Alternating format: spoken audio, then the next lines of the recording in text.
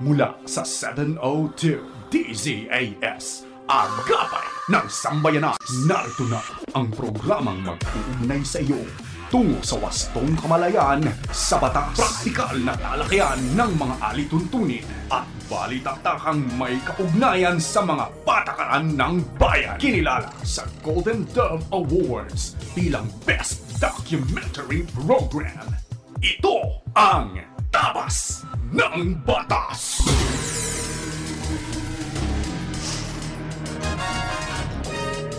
Isang magandang Sabado ng umaga sa iyo. Ikaw na nakikinig sa anumang bahagi ng Pilipinas, Luzon, Visayas o Mindanao at sa iba pang bahagi ng mundo. Marhay na aga sa inyo namin nakikinig dyan sa Bicol Region sa pamamagitan ng CARE 104.3 The Way FM. At dyan din sa Zamboanga City na nakikinig via 1116 DXAS Radio Comunidad Buenos Dias. Magandang umaga rin sa 1062 DXKI, your friendly voice sa Coronadal City sa 1197 DXFE Davao. At of course, sa inyo rin na narito sa Metro Manila at walang sawang nakatutok sa amin. Happy listening po sa inyo. Kami ang inyong mga kakampi sa batas. Ako po, si Atty. Chona Cruz Gonzalez. At ako naman po, si Atty. Jeremiah Belhica.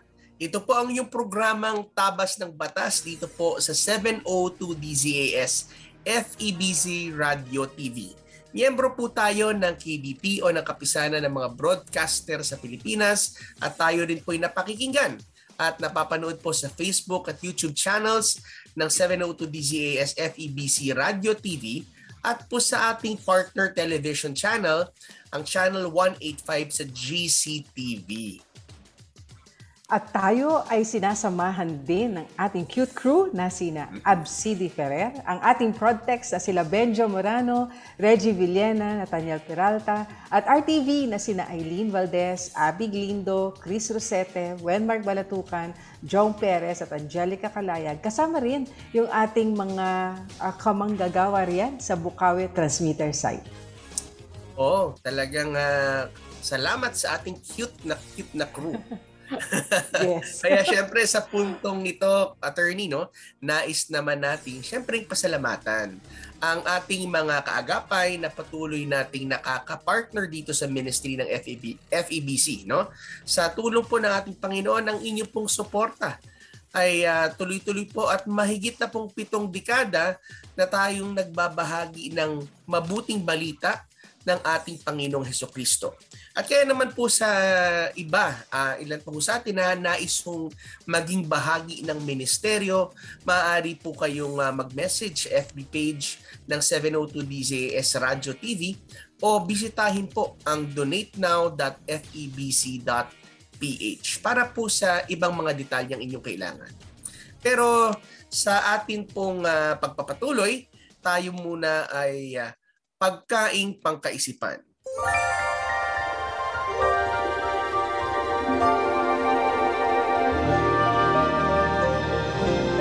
Ito po ay mula sa Aklat ng mga Kawikaan, 11 verse 12. Ang sabi po dito sa Magandang Balita Biblia, ang kapos sa kaalaman ay humahamak sa kapwa, ngunit laging tahimik ang taong may unawa.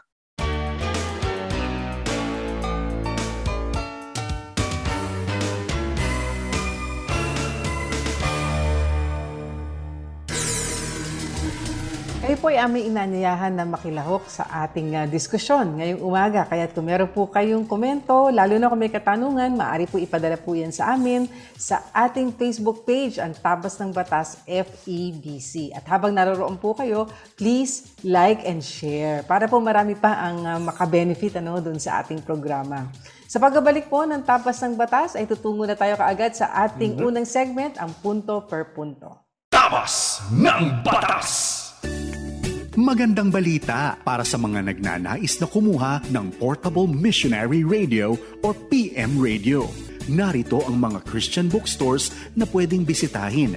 Back to the Bible Bookstore, PCBS Farmers Market Cubao, PCBS Dasmariñas Cavite, PCBS Imus Cavite, PCBS Santa Rosa Laguna, PCBS Fairview, PCBS Monumento, PCBS Cubao EDSA, PCBS Masagana Manila, at PCBS Marilao Bulacan. Ang PM Radio ay nakapreasyong lamang sa istasyong 702 DZAS. Para sa karagdagang impormasyon, tumawag sa telepono bilang 650-0859 at hanapin si Jasmine Rojas o Cyril Delfino. Maaari ring mag-text or tumawag sa 0927-778-6909. Ito ang 702 DZAS, Agapay ng Sambayanan, na papakinggan sa buong mundo sa www.febc.ph sa pamamagitan ng Bitstop Network Services. Paksang legal na siniksik sa mga kaalamang praktikal sa isang makabuluhang talakayan sa Punto por Punto.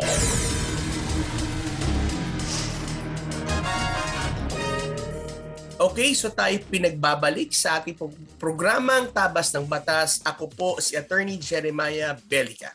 At ako naman po si Atty. Chona Cruz Gonzales. Ano ba ang pag-uusapan nating batas dito sa ating punto per punto segment, Atty. Jeremiah? Nako ma'am, talagang nung nakaraan, attorney, ay napag-usapan natin ang Maceda Law. Kasi talagang lalo na itong pandemic period, no? Talagang medyo maraming nahirapan na makatuloy sa kanilang pagbili ng mga lupa nila, no, by installments. Kaya mahalaga pala yung pinag-usapan natin last week patungkol sa Maceda Law. Pero ngayon naman, attorney, pag-uusapan naman natin yung parang hindi namang pinsan, ano? Pero ito yung kahawig din naman.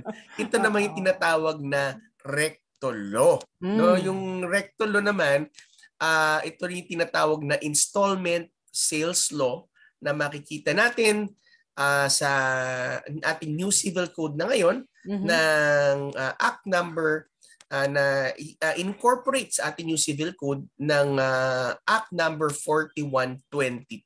Ngayon, attorney, baka may mga nagtatanong, bakit recto law ang ano na to, no? Kasi dati Maceda Law, no? Ba't ngayon naman, recto law naman? Baka akala nila dahil dun sa mga nagpapagawa sa recto ng mga... Pero hindi ho. Kasi ho, mapapansin niyo, ang recto law is Act number 4122. Hindi nga ito Republic Act. Ganun katagal na itong batas na ito. Dahil ito mismo ay pinanukala at chinampion, no, ng isa sa ating pinakamahusay na statesman na si former Senator Claro M. Recto, no? And mahalaga ito, attorney, dahil ang purpose na itong batas na ito is to remedy all of any abuses committed in connection with foreclosure of chattel mortgages. Kasi ito yung nung una pala, attorney, nagkakaroon ng problema ang mga tao na bumibili ng mga movable properties. Ibig sabihin, ito yung mga personal properties, movable properties. Ito po yung mga properties na hindi lupa, hindi bahay, kaya nagagalaw mo, no? Kotse, ano pa ba? Siguro lahat yan. Appliances, ano po. And kadalasan pala, ang nangyayari noon, pag bumili ka ng isang movable property, for example, isang sasakyan, ano? At binili mo ito, tapos ikaw din ay nag-constitute ng mortgage over the property, no? Ibig sabihin yung pinagbilhan mo, ang sabi mo, kapag hindi ko matapos ang aking hulog dito sa aking bayad po, ay maaari nyo pong rimatahin, no, itong gamit, no? At kapag ganun ho nangyari, ay mawawala na yung gamit sa'yo, nakuha na nung taong pinagbilhan mo, at sinisingil pa yung balanse nung hindi nabayaran. So that was, sinabi nga, the evil that was sought to be addressed by this recto law. Kasi nga, nagbayad ka na, nagkulog ka na, nakuha na yung iyong binili kasi hindi mo natuloy, may utang ka pa. So kaya Double whammy, no? talagang napakahirap ng time na, and of course that's the reason why pumasok itong tinatawag na itong recto law. So ano ba yung mga kontrata na covered under sa batas ito? Una, ang mga contract of sale ng personal property na ang presyo ay binabayaran by installment. Ano po? O ang pangalawa naman ay ang mga kontrata na meron pong tinatawag na nabanggit ko kanina na meron hong mortgage na chattel mortgage, no? Nakasama po kapag inyo pong binili, no? Ang example ho na to, attorney, is yung kadalasan yan, bumili ka ng sasakyan, pero yung sasakyan na binili mo nakasangla din sa pinagbilhan mo, di ba? So pagka ganun ng sitwasyon pala, papasok yan dito sa policy na isinaad dito sa recto law. Okay, so dito sa recto law, meron daw 3 maaring maging remedy ang isang nagbenta o seller ng isang personal property na hulugan, no? In case na hindi magbayad. O ibig sabihin na magmintis ng mga hulog ng mahigit ng dalawang installment. Ano po? Ang una daw ay yung tinatawag na specific performance. Ano kaya yun? Specific performance, ibig sabihin, pwedeng sabihin o pwedeng hilingin o imandato o i-request na ang nagbenta na bayaran mo sa akin yung natitirang balanse nung presyo. Diba? Buong presyo. Yan ang una. Pangalawa, kung ayaw mo na namang magbayad na lang sa'yo kasi nga, syempre, mahirap na magtuloy. Kinakapos na nga Wala na. No? So, ano na lang, yung second is pwede raw yung rescission of contract. Ito yung ibig sabihin na kinakansela. No? Pinapawalang bisa nyo na yung kontrata. So the seller shall cancel the sale and demand the return of the property. Ibalik mo na lang. No? Ibalik mo na lang kapag ito ay applicable kapag ang buyer ay nagmintis ng 2 hulog. Di ba? Okay. Pero ito yung pangatlo. Ito yung sinasabi natin kanina. Na ang pangatlo naman is yung foreclosure. Kapag meron niyang kinonstitute na mortgage over doon sa property na iyong binili rin. Ngayon, ibig sabihin kapag ito ay hindi mo na bayaran ang iyong utang na hulog-hulog, kuwari yung kotse, ay maaring sabihin ng iyong pinagbilhan, sige, i-foreclose ko na lang yung sasakyan, no? And then ibebenta ko, no? Yung sasakyan at kung ano man yung kalabasan ng benta na yon, i-apply ko dun sa kulang mo sa akin na hulog. So i-resell, Pwedeng i-resell. I-resell, no? Hindi pwede yung kumpis ka lang na kailangan talagang i-foreclose mo. Ngayon, ano ngayon ang nature ng mga remedies na to under the law? Anong ibig sabihin yan? Pwede mo bang yung 1, 2, 3 na option sabay-sabay mong i-avail or dalawa sa kanila? For example, sabi mo, bayaran mo ko, pero at the same time, ika-cancel ako rin yung kontrata. Ay, hindi pala kasi ang tawag doon sa nature ng mga remedies na ito, they are alternative and not cumulative in nature. Ibig sabihin, the exercise of one of these remedies would already preclude other remedies. Ibig sabihin, mamili ka lang dyan sa 3 na yan. Ibig sabihin, kapag ikaw ay nag-demand na ng full payment through specific performance, hindi mo pwedeng i-demand yung rescission. Pag nag-demand ka ng rescission, hindi mo naman pwedeng i-demand na ang specific performance o yung foreclosure ng property. At ang pangatlo naman, kapag ikaw ngayon ay nag-foreclose at sinabi mo, sige, hindi mo na ako mabayaran. Sige, kukunin ko na yan, no? Ibebenta ko na lamang, i-foreclose ko na lang. Pero wala ka ng habol ulit dun sa taong pinagbentahan mo. No? Hindi mo na pwedeng singilin doon sa balanse na sinasabi. Kahit pa na ang iyong pagbenta doong iyong close during foreclosure sale ay mas maliit doon sa inaasahan mong bayad. No? If you choose to go through a foreclosure, then that's it. Yun na yun. No? Hindi mo na pwedeng mag-opt for a specific performance o dagdagan pa yung bayad na iyong natanggap galing dun sa bentahan. So, ngayon ang question ba, is it valid to stipulate na that the installments or at ang renta ay hindi na maaaring ibalik doon sa buyer o doon sa lessee? Pwede ba yun na sabihin mo, sinabi doon sa kontrata namin kung ano na daw yung naihulog ko na dalawa o tatlong installment ay hindi na maaaring ibalik? Ang sagot, yes. No, a stipulation that the installment or rent paid shall not be returned to the vendee or lessee shall be valid. As the same may not be unconscionable under circumstances. Ibig sabihin, basta reasonable pa rin ang inyong magiging stipulation. Okay? So, tandaan po natin yan. Ano?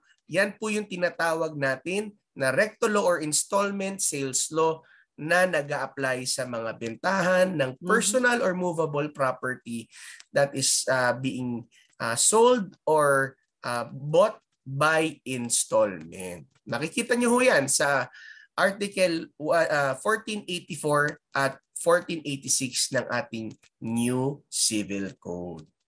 At napakaganda na napag-usapan din natin ito, no? Dahil nung nakaraang Sabado, may kinalaman naman sa immovable properties. Yeah. Oo, na condo o house and lot, hindi ba? Yeah. Mga ganitong properties. At ngayon naman, hindi naman natin iiwan sa ating pagtatalakay yung may kinalaman naman doon sa mga movable properties or katulad nga na nabanggit ni Attorney kanina, yung may kinalaman doon sa sasakyan o hindi kaya ay mga gamit, like appliances. So, napakaganda lang din na pag-usapan ng batas dahil nasasaklawan niya at nabibigyan niya ng halaga yung mga iba't ibang sitwasyon na maaaring kaharapin ng ating mga mamaya patungkol dito sa mga pagbili ng mga installment basis ng mga property. So nawa po ay nakatulong ang diskusyon na yan at ngayon po ay magbe-break lang tayo sandali at sa ating pagbabalik, tutungo naman tayo sa isa pa nating segment, ang akala at panukala naman ay bibigyan daan natin ng isa pang panukalang batas. Kaya't huwag po kayo maglilipat ng istasyon, kami po ay magbabalik kaagad dito pa rin sa inyong paboritong programang Tabas ng Batas. Tabas ng Batas! Tiyaga, tiyaga, tiyaga. Pray, pray, pray. Yan po ang lagi nating panawagan para sa lahat ng mga Pilipinong nasa ibang bansa. Tiyaga sa napakahaba at komplikadong prosesong hatid ng pabago-bagong adjustment. Tiyaga sa trabaho sa kabila ng matinding pananabik na makauwi na at makasama ang pamilya. Tiyaga sa pananalangin dahil ang ating Diyos ay walang sawa sa pagtugon sa ating mga dulog sa Kanya. Sabi nga po sa unang Tesalonica, Kabanatang 5, talatang 16 hanggang 18, maggalak kayong lagi, palagi kayong manalangin at magpasalamat kayo sa Diyos sa lahat ng pagkakataon sapagkat ito ang kalooban ng Diyos para sa inyo, sa inyong pakikipag-isa kay Jesucristo.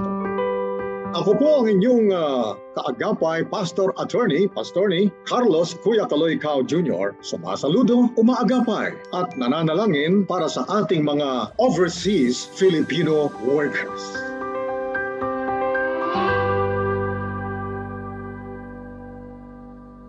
Sumasaimpapawid mula sa Maynila.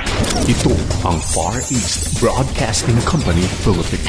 FEBC. Himpilang 702 DZAS. Agapay ng Sambayanan. Pagbibigay linaw sa mga palapalagay, ugnay sa mga panukalang batas. Akala at panukala.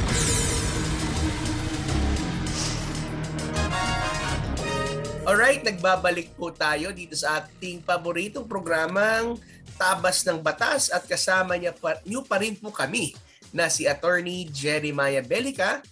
At ako pa rin po, si Atty. Chona Cruz Gonzales. At Atty. Jeremiah, ngayon nandito na tayo sa Akala at Panukala segment. Pag-usapan naman natin ang isang pinapanukalang batas. Ayan, na may kinalaman sa free annual medical check-up for Filipinos. Naku, napakahalaga nito, no? Kasi sabi nga, wealth is, or health is wealth, no? Ang ating kalusugan ay kayamanan. Kaya napakahalagang bigyan din natin ng pansin. At alam din natin na marami tayong mga kababayan dahil nga hindi naman din biro ang halaga ng pagpapacheck up at pagpapagamot. Kung kaya't minsan din na natin nabibigyan ng pansin. Pero mabuti na lamang at merong ganitong panukalang batas na magbigay ng isang free na annual medical check-up. At tingnan natin ang sinasaad sa kanyang explanatory note dahil interesado tayong malaman bakit ba ipinanukala ito in the first place. Although alam natin yung problema, medyo pagdating sa kalusugan tayo hindi nagbibigay ng prioridad at lalo na nga dahil ang dahilan ay kakapusan din naman natin ng ating budget. So ang sabi rito, the COVID-19 pandemic exhibited the many vulnerabilities of Filipinos, the biggest being our overall health and wellness, as the disease resulted in the deaths of thousands, which most of them having various pre-existing conditions and comorbidities. What is unfortunate is that many of these conditions and comorbidities, such as coronary heart diseases or diabetes, could have been adequately addressed if these were screened early.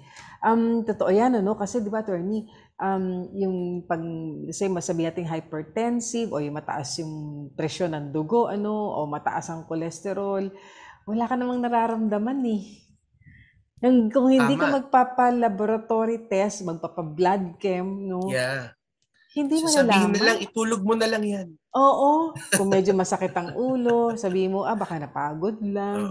Walang kinalaman sa, hindi ba, doon sa sabing mataas na presyon na pala ng dugo or diabetes, wala rin namang kang kaagad-agad na makikitang mga simptomas. Kung kaya, napapabayaan din natin. Ngayon, ang DOH and World Health Organization attributed this to the poor health-seeking behavior of Filipinos.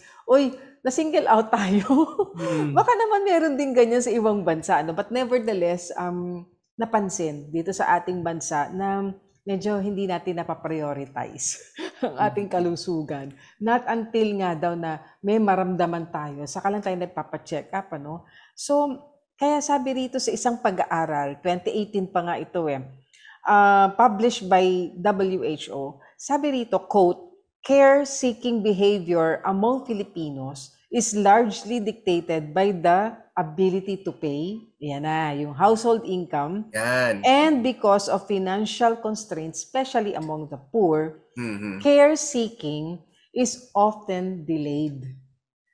Just or until the condition becomes serious and the patient may opt for self-care, or take alternative remedies, including traditional healing. Yung lalo na nung siguro yung mga panahon din ng mga magulang natin, lolo't lola natin, na merong pinupuntahan na manghihilot. Ako kung aware ka doon, mas bata ka kasi, na pinupuntahan na pag medyo nilalagnat, etc. Doon pumupunta instead na magpakonsulta sa doktor. But in this day and age naman siguro, at sa dami na naman ng mga clinics all over. Health centers, sa mga barangay. Yes, and health centers, although alam naman natin, during my term in Congress, talagang pagpunta mo sa probinsya, meron pa rin talagang, medyo kasalatan doon sa mga rural health units, at malalayo yung ibang mga ospital natin. Pero nevertheless, ito ay isang bagay daw na nagiging dahilan din kaya't hindi nagkukonsulta yung ating mga kababayan. So, Filipinos have become more cognizant of the importance of taking care of one's health and wellness, and the government continues to resolve the current health crisis on top of rolling out efficient, equitable, universal healthcare.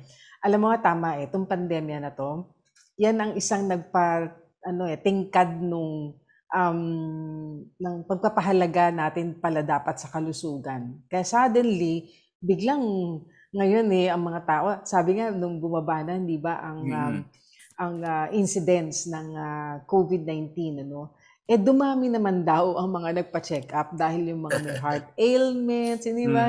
Yung may diabetes, at yung iba nga ay mayroong mga cancer, doon lamang tungo ng mga klinik at ospital para magpagamot.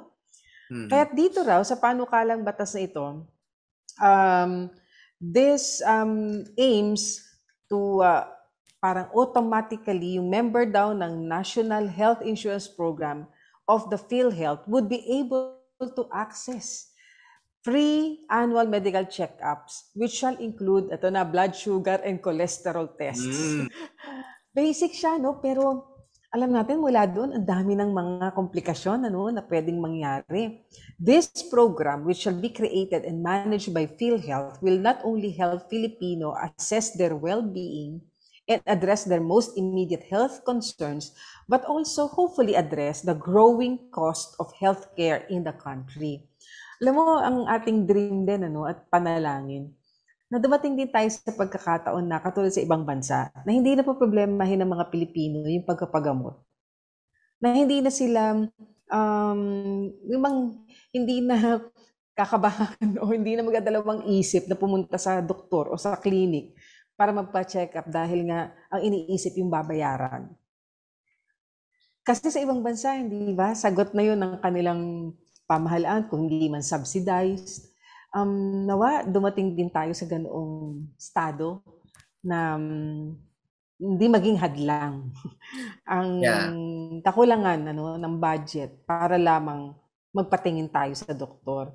At maikli lang itong panukalang batas na ito, and of course, ang highlight is medical check-up coverage. So, sabi lang dito sa Section 3 rather, PhilHealth in consultation with DOH shall establish a program to provide Filipinos with free annual medical checkup, yun na nga, blood sugar, cholesterol, provided that prior to the availment of lab tests or diagnostic exams, the patient must first be screened by PhilHealth accredited primary care provider in order to evaluate the patient and identify which laboratory and or diagnostic exam should be administered. So siguro parang merong preliminary evaluation para malaman na mukhang dapat ito ang ating pagtuunan ng pansin dahil mukhang ito ang inyong problema sa iyong kalusugan. Provided further that the availment of lab and or diagnostic exams shall be through PhilHealth accredited care institutions.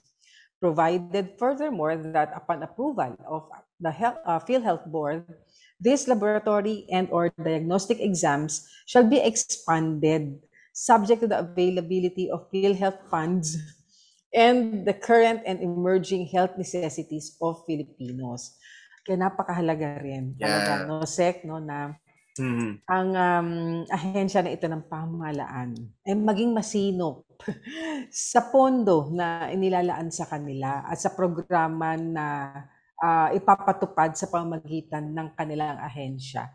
Kasi crucial ito, lalo na pag may pandemya, at maging aral nawa sa atin itong pinagdaanan natin para mas maging handa tayo at bigyan natin ng masusing pansin on how we spent every peso of the budget allocated for PhilHealth. At sa Section 4 naman, schedule of free medical checkup, the duration of availing free medical checkup shall be for the whole calendar year. So PhilHealth shall establish a system to secure that every Filipino will be accommodated and get the services they are entitled to. Yeah. Kaya maganda lang yunin. Oo. Maganda, Actually, napakaganda na to, ang tsaka challenge din to sa PhilHealth, doon sa mga systems nila. Ako'y napakadaming kong experience sa kanila pagdating sa pagsilip at pakikipagtulungan na rin naman sa kanila para sa processes nila na to.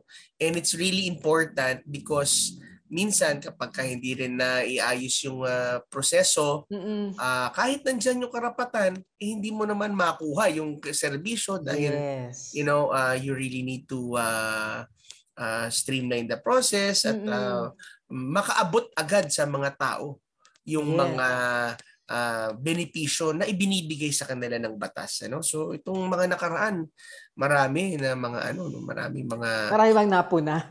Maraming napuna ang ARTA. Well, maganda naman at yung respond naman. Naking bunga naman ng pakikipagtulungan, yung pagbibigay nung sa mga benepisyo doon sa mga health workers natin at yung mga pagbabayad rin naman doon sa mga ospital na natagalan.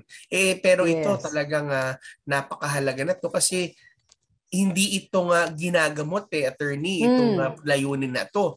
Pero sabi nga nila, ito ay tinitingnan mo, chine-check up mo para ma-prevent kung meron ka mang problema.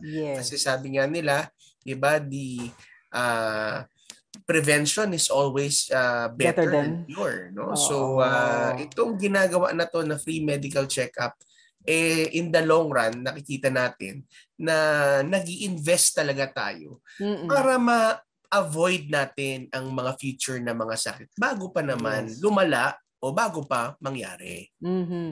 At ayan ang ating panukalang batas na kung magiging ganap na batas, magiging pulisiya na ng ating pamahalaan.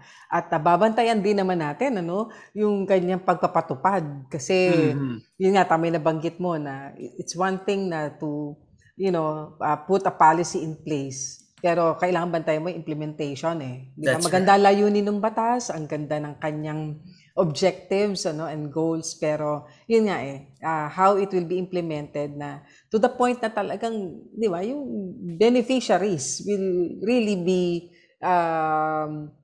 benefited nitong panukalang batas na maging ganap na batas. Ayan. So, yan po ang Senate Bill 2297.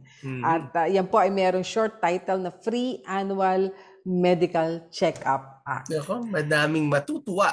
Oo, ito ay magiging ganap na batas, Ayan, at least, so pati yung mga anak na sasabi na gusto ipa-check up si nanay, si tatay, hindi na masasabi ni nanay, okay lang ako, anak.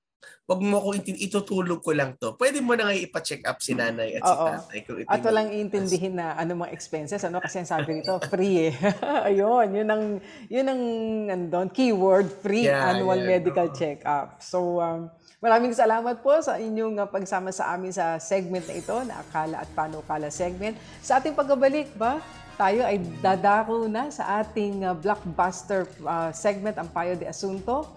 Kaya tutok lang po kayo dito pa rin sa inyong paboritong programang Tabas ng Batas. Tabas ng Batas!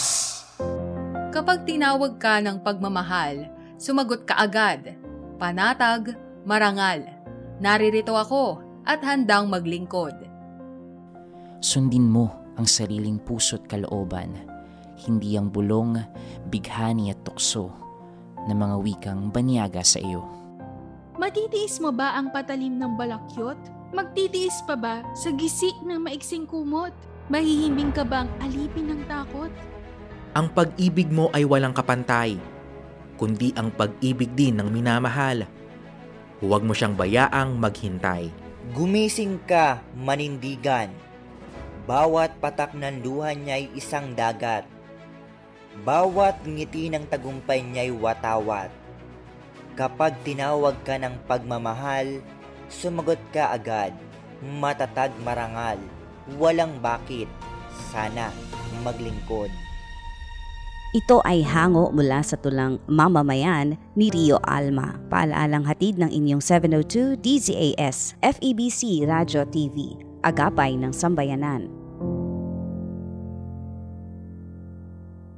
Sumasay papawid mula sa Maynila.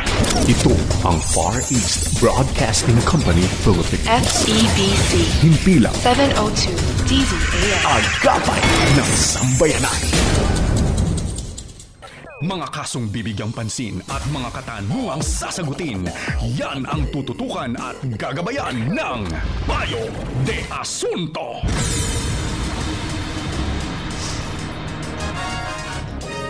Alright, so tayo po ay muli nagbabalik dito sa ating pong programang Tabas ng Batas at dadako na po tayo sa ating paboritong segment na Payo de Asunto para subukan ho naming sagutin ang inyong pong mga katanungan. Ayan, so simulan na natin, Attorney Jeremiah. No? Yeah. Ang ating unang katanungan ay may kinalaman sa amnesty, no? Tax amnesty. Sabi niya, meron pa po bang amnesty sa pagbabayad ng tax sa bahay? Ayan. So, nais natin sana na malaman mula dito sa ating tagapakinig na ito o nanonood sa atin na nagtanong, ano po kayang uri ng tax? Ano? Ganun pa man, kasi po napakaraming, marami kasi klase po ng buwis na binabayaran tayo. Ganun pa man, paunahan ko lang, attorney, na kung ang ating pong pinag-uusapan may kinalaman doon sa inyo pong namana na property, babayaran po natin ay estate tax. At yung pong estate tax sa tinatawag, ay meron nga pong tax amnesty ngayon. At yan ay natapos na nga, attorney, last year, yung unang panahon na ibinigay para iayos ang mga pagbabayad ng estate tax. Pero ang good news, in-extend ng another 2 years. Yeah. Pero naku 1 year na ng extension itong June, kaya kailangan na nating ayusin yan, hanggang next year na lang yung extension. At kung ito naman pong tax na ito may kinalaman sa amilyar o real property tax, ayan, madalas attorney, merong mga amnesty yan at yan ay depende sa local na tax assessor's office. Kaya dapat makibalita kayo doon sa lugar kung nasaan po yung property ninyo. At baka nga, one of these days, merong amnesty doon sa mga hindi pa nakakapagbayad ng amilyar. Magandang i-avail na yan dahil walang penalty. Oo. Yes. No? So, pag yun dun sa mga nagtatanong, ano ba tong amnesty na to? No? Ibig sabihin ito yung parang patawad muna. No? Yung meron kayong oras na binibigyan na normally within a period of time, pwede kayo magbayad ng inyong mga kailangan bayaran ng mga buwis nang hindi kayo ipipinalize or hindi kayo papatawan ng interes dahil kayo'y nahuli sa inyong pagbabayad, no? So, katulad ng nabanggit mo nga, attorney, na maraming generally dalawang klase talaga ng pinupuntahan ng taxes natin. Una, yung national taxes natin na binabayaran natin ito doon sa Bureau of Internal Revenues, no? Meron din naman, kasama yan, yung ating income tax at yung ating estate tax na binabayaran. Estate tax yung binabayaran nung mga naiwan nung taong humayo na, no? Yung mga nagmana, no?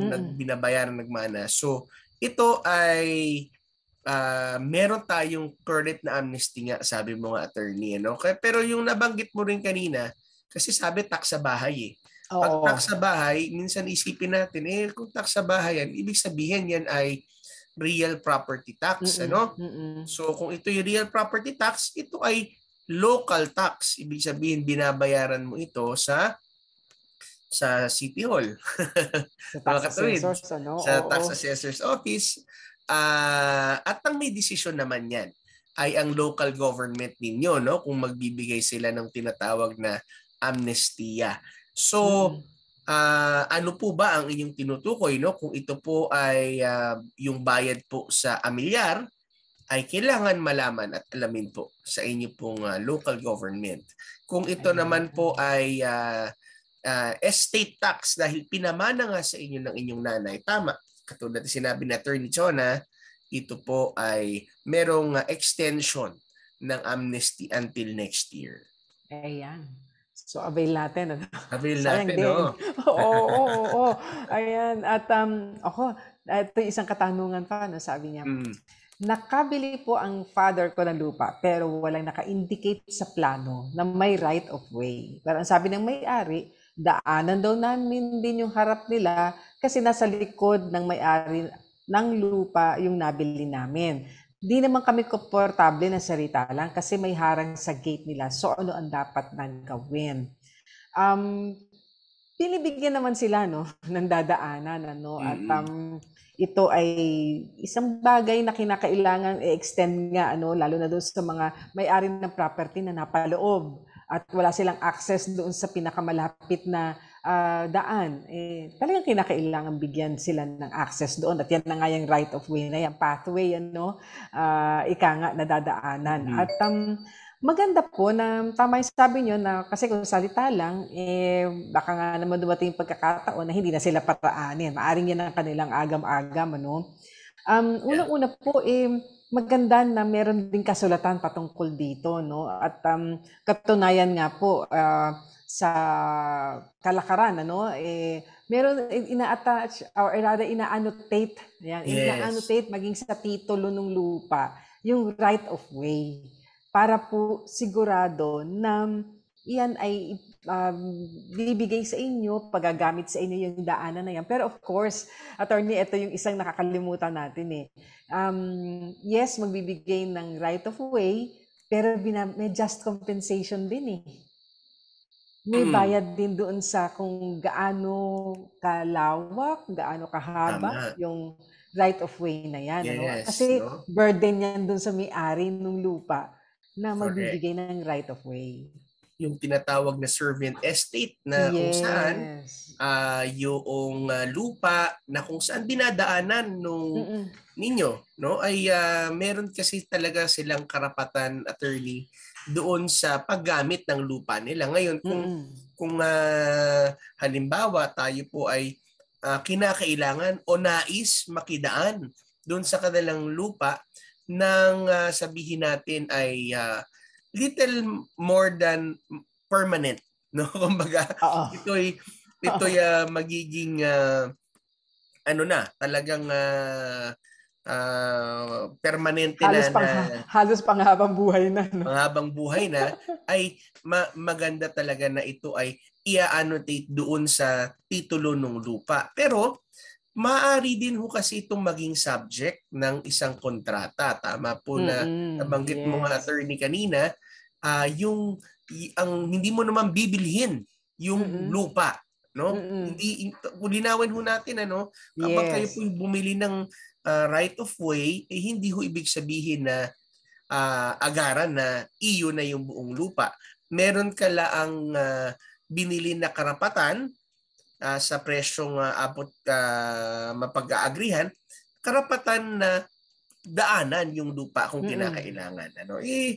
Katulad ng kahit anong kontrata, subject ito sa negosasyon ng parties. Pero kung minsan naman, sabi nga dito, wala naman naka-indicate sa plano, minsan pakiusapan na lang at pumapayag din naman. Pero kung gustong mas permanente, at katiwasayan ng isip, pwede ho yan magkaroon ho ng kontrata, tapos i-annotate po natin sa atin pong titulo ang napag-usapan na yan. Para, kumbaga, nagbibigay ka ng notice, even to third parties, na yung daanan na yun ay isang bagay na yung lupa na yon na merong right of way ay bukas para sa inyo na madaanan yon. Para kahit ibenta yon, lupa, pwede mo pa rin madaanan. Yes, tama. Kaya po maganda na meron kayong kasulatan patungkol puro sa right of way na yan para naman po protektado din yung inyong quote-unquote karapatan na dumaan po doon sa property po nila. Ayan. So isa pang katanungan, sabi naman niya, nakabili po yung anak ko ng bahay at lupa sa probinsya. May deed of sale na po kami. Ano po ang kailangan para matransfer na po sa kanya ang bahay at lupa? Ano ang kailangan naming malaman kung talagang na-transfer na sa pangalan ng anak ko ang bahay at lupa? Alam mo, Attorney Jeremiah, mas mainam talaga sila lumakad. Ang hirap kasi nung ganito na makikibalita ka. Oo, o minsan naman din, meron na tayong mga tinanggap na katanungan dati may mga pinalakad sila, nagbayad sila certain amount of money. Pero kumbaga at a loss sila kung na-transfer na ba. So, mainam po na ito yung mga dokumento na inyo pong bigyan ng pansin at tingnan nyo kung nasa inyo pong possession na po itong mga itong mga documents. Like, of course, yung deed of sale, nabanggit nyo na po yan. Mahalaga po iyan. Gayun din naman, syempre, yung kopya ng titulo ng may-ari, at kailangan din po yung CAR na tinatawag. Tingnan din po, nabayaran na ba ang transfer tax? Ang amilyar ba ay up-to-date na nababayaran? Yung capital gains tax po, ayan, dami ng klase ng taxes, nabayaran din po ba yan? Kasi po pag nabayaran na yung capital gains tax, ang transfer tax, updated ang bayad ng amilyar, kailangan mo naman din kumuha pa ng tax declaration na na-updated din at tax clearance. At kung ito pong mga dokumentong ito ay kumpleto na at nasa inyo ng posesyon, maaari pong magtungo sa Register of Deeds kung saan po yung property na nabili ninyo. At pag isinumiti po nyo ang mga requirements na ito, documentary requirements na ito, ay, di ba, nagiging ministerial duty na lang ng Register of Deeds na bigyan kayo ng panibagong titulo sa pangalan po ng nakabili. Pero syempre, yun nga, kinakailangan yung lahat ng requirements, kumpleto na. Yeah. Itong attorney, kasi ang tinanong niya, ano daw po yung kailangan nilang malaman kung paano nila, ano raw yun, mga kailangan nila malaman kung para talagang na-transfer na sa pangalan ng anak po nila ang bahay at lupa. Kung ito po ay deed of sale pa lamang, kasi ang sabi ho dito, nagbentahan, nagpirmahan, deed of sale pa lamang, ay malamang ho ay hindi pa naililipat yan. Kasi ho, deed of sale pa lamang po. So kinakailangan niya, sabi na, nasaan ho ba yung titulo? Nasa inyo na ho ba yung titulo? At kung hindi pa ho sa inyo, kung hindi pa ho sa inyo na ibibigay ang titulo ng lupa, ibig sabihin hindi pa ho nasisimulan din yung pagpapalipat ho ng inyo pong lupa. So marami nga ho, sinabi ho ni attorney na kinakailangan bayaran mula sa capital gains tax. Hindi ka makakaligtas doon. Capital gains tax, attorney. Sa BIR, ito ay binabayaran. At documentary stamp tax din sa BIR. At sa local government naman ang tinatawag na real property taxes, pati yung transfer taxes. Tax, yes. Tapos ang pinakamagandang paraan para malaman ninyo kung nailipat talaga, makakuha ho kayo ng titulo na nailipat na po sa inyo. Nasa pangalan nyo, Pero yun nga, hindi pa yun mangyayari kung wala tong mga nabanggit natin ng mga dokumento, na isusumite sa Register of Deeds. Actually, attorney, ang isa ko rin na gustong sabihin din sa ating mga taga-subaybay, kapag ho kayo'y nagkikipagbentahan po ng lupa, siguraduhin niyo po na malinaw kung sino po ang sa inyo pong usapan ang magpapalipat po ng mag-aasikaso ng pagpapalipat po ng titulo. At kung wala naman hong linaw doon sa kontrata, wag niyo pong i-assume na ipapalipat po nung inyo pong pinagbilhan. At hindi lamang ho yan, pati ho yung bayaran sa amilyar ay kinakailangan ay bayad po sa mga gastusin ng buwis, capital gains tax. Of course, ang nagbebenta po niyan, ang nagbabayad niyan is yung nagbebenta. Pero ho, yung ibang mga gastusin na pagpapalipat ay kinakailangan kwentas klaras din para hindi ho nagtuturuan. May mga experience ako na nangyari ganyan, attorney, that masaya na silang nagkabentahan nung bandang huli. Sino magpapalipat?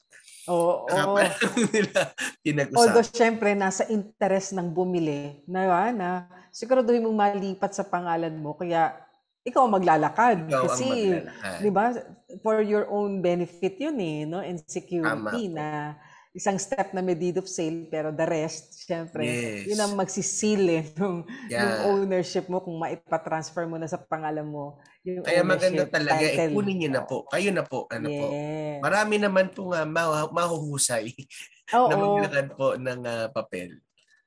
Ayan, good morning po. Yung kapatid ko nagpaupa sa harap namin nagtitinda ng frozen chicken. Bukod sa may gate kami, panay ang pasok ng mga tao sa private na bakuran namin mula nang may umupa sa harap namin. Natapang at galit pa po tuwing sasabihan na isara ang gate. Ano ba ang dapat ikaso o ireklamo sa nagmamanok na halos ginawa ng talipapa ang harap namin?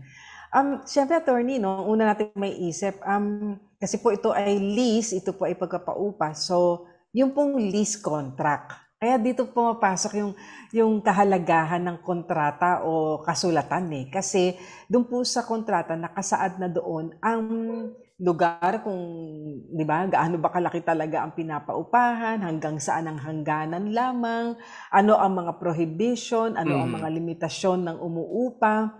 Yun po ay hindi nabanggit sa atin, pero napakahalaga po na yung mga bagay na yon ay nakasaad nga doon sa kontrata para po naman sa protection din ninyo na ang gamitin lamang ng umuupa ay yung lugar lang na talagang intended po ninyo na gamitin nila sa kanilang pag-upa sa property ninyo. At hindi naman yung, di ba, halos parang tila ayon sa kanyang pagkaka-narrate dito sa atin, doon sa private na bakuran na nila, ay nakakapasok na rin yung ibang tao.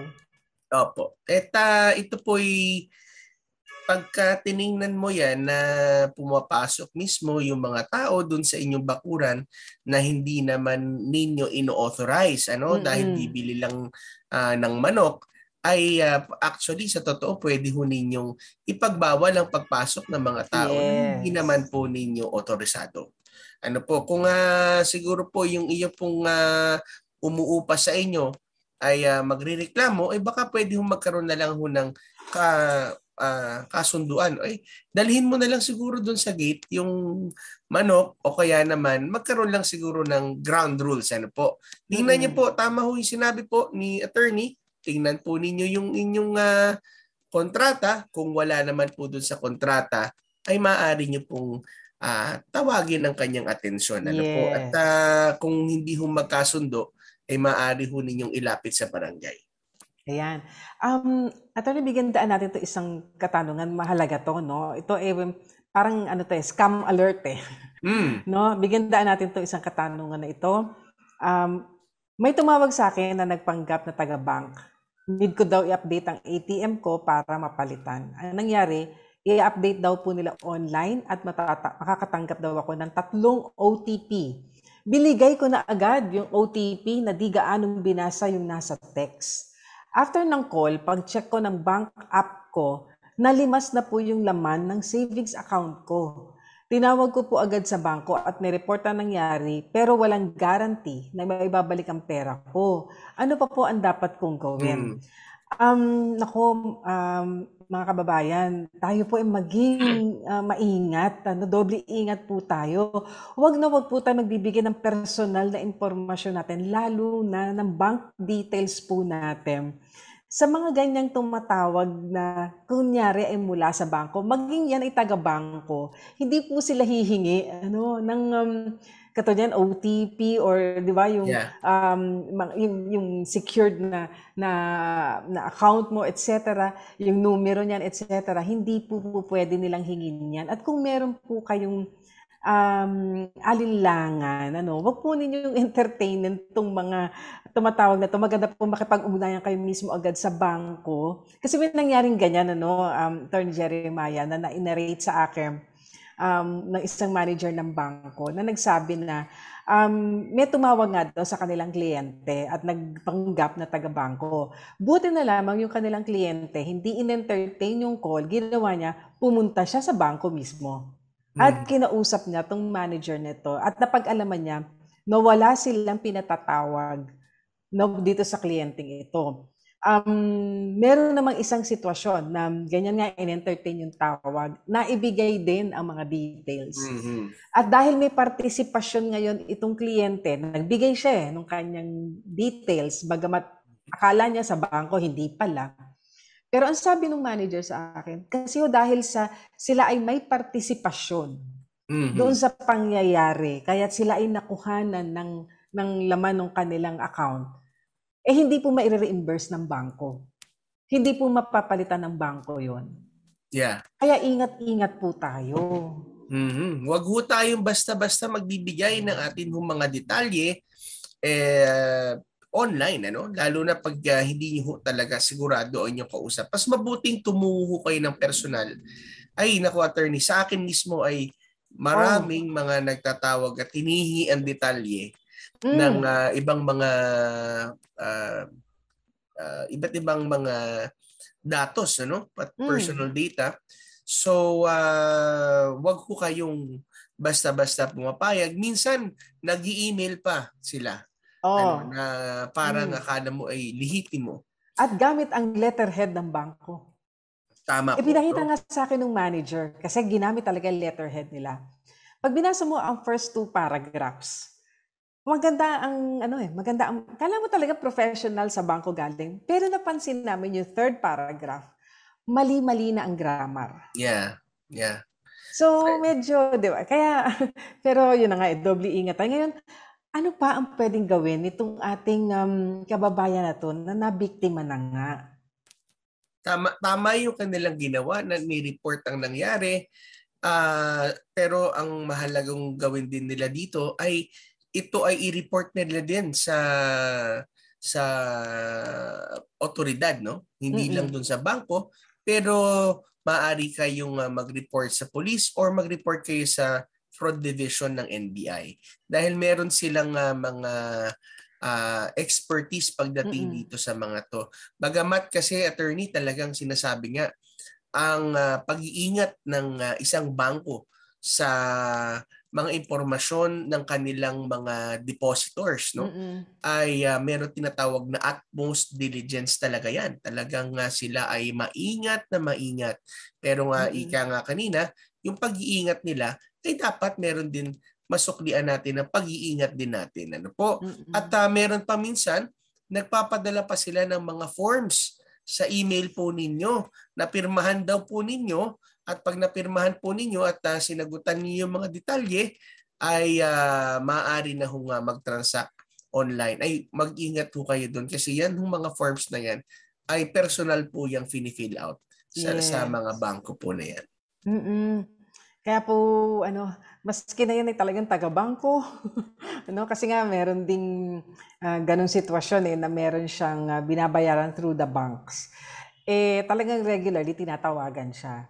Kaya nung may tumawag sa kanya, hindi siya nag-isip na baka scammer, Pero it turned out scammer Kaya ang naging lesson sa kanya, and this is someone whom I personally know, sabi niya dapat pala the next time, pupunta pa rin talaga doon sa bangko para ikaw ay mag-verify. Yeah. Ayan. So yun na lang po ang nalalabing oras dito sa ating payo de Ason. Bilis nga, kung hindi po niyo napakinggan ng buo yung ating naging kasagutan sa mga tanong na ating tinalakay at sinagot, pwede niya rin balikan ito sa ating Facebook page ang 702 DZAS-FEBC Radio o sa Tabas ng Batas FEBC. At kung hindi po namin nasagot ni Attorney Chona ang inyo pong mga katanungan, ay huwag po kayong mag-alala. Maaari nyo pa rin pong abangan ito sa mga susunod na Sabado at na amin pong susubukan pa rin sagutin ang inyo pong katanungan sa awa po at sa grasya ng ating Panginoon. Kaya ngayon, Attorney, tayo ay dadako na sa ating prayer time. Panginoong Jesus, makapangyarihan sa lahat, kami po ay nagpupuri at nagpapasalamat sa inyo. Nagpapasalamat po kami dahil sa kabila po ng aming mga kahinaan, kakulangan, karamdaman, ikaw po ang aming kalakasan, ikaw po ang aming kagalingan, at ikaw po ang aming tagapagtanggol sa mga oras na kami po ay nangangailangan ng tagapagtanggol. Holy Spirit, we thank you that you are our teacher, that you lead us to all truth. And we pray na sino man, Panginoon, na naaabot ng amin pong mga tinig ngayong araw ng Sabado na ito.